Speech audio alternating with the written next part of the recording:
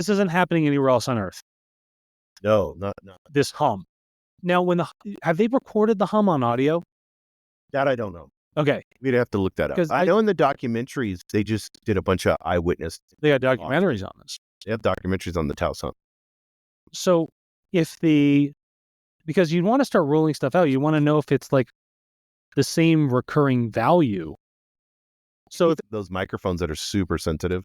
yeah, Set them up. so if I was recording it, is it the same frequency every single time? Do we know if people have heard it at different levels?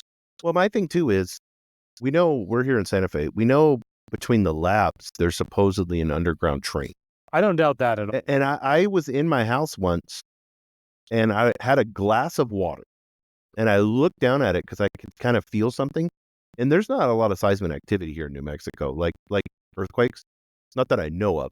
But I looked down at my glass, Yeah. and it was doing the vibration, in the glass. Yeah. It was like a train was underneath me.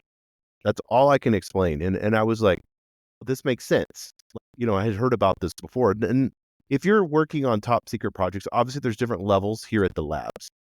Because we have Sandia Labs and we have Los Alamos Labs, and those are super famous labs. And if you speak to the lab workers, they'll even tell you, they're like, yeah, my pass doesn't, the elevator keeps going down. Yeah, well, they all say that, yeah. And if you can drive to the labs, folks, and I'll tell you, they're not multi-story buildings. I had one lab worker tell me once, you would not, they had all the clearances and stuff, and he's like, this is all I'm going to tell you.